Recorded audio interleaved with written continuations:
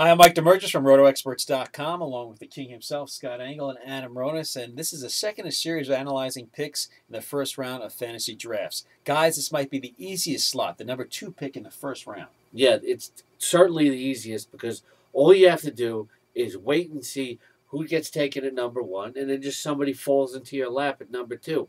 I mean, everybody spends so much time obsessing about their first round pick. You don't have to do it at this one. You actually get peace of mind, which is rare in fantasy football. There's not much difference between Chris Johnson and Adrian Peterson, both mega fantasy superstars. And hey, if Peterson drops to you at number 2, you might actually be getting the better fantasy pick because Peterson is a little bit proven. My concern with Chris Johnson is, as good as he's going to be, explosive he is, and how much fun as he is to watch, is they really don't have a complimentary running back for him this year. Glendale White is no longer in town. They no longer have that physical banger. And it's just worries me just a little bit that Chris Johnson might get overworked, where Peterson is probably more capable of handling a bigger load. Yeah, once you find out you have that number 2 pick, go get a couple of drinks, relax, because you know you're going to get a good player, whether it's Johnson or Peterson.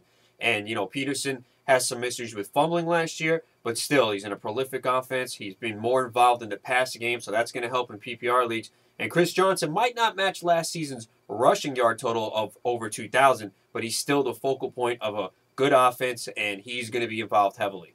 Is there any reason why you wouldn't take Adrian Peterson with this pick? Well, if I was Maurice Jones-Drew, I'd probably want to draft myself like I did in the SiriusXM Fantasy Celebrity Draft. But since I'm not Maurice Jones-Drew, I'd probably stick with Peterson. Or, hey, if Johnson drops to me, just because I wouldn't take Jones-Drew at number 2 overall doesn't mean he's not fantastic. He is. That's the truth. I'm not trying to kiss up to him because he's on our channel. Although MJD's a nice guy. I met him. He's a cool guy.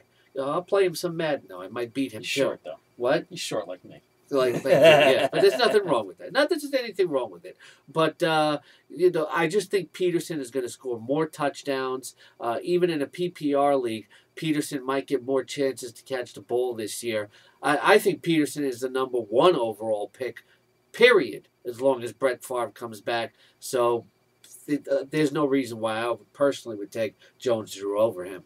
I think you could definitely make a case, though, for Jones-Drew at number 2 in a PPR league, and there's some people who feel that way, and I can't really argue with them. He's going to get all the carries. He's going to get all the goal line carries. They're going to pass the ball to him a lot. I mean, he is the Jacksonville Jaguars offense. So in a PPR league, if you want to take him at 2, I couldn't argue that at all. What would you do with the same slot in the second round? Probably just take the best wide receiver available, because you're going to be going with a superstar running back, and some very good wide receivers will probably be available in the beginning of the second round.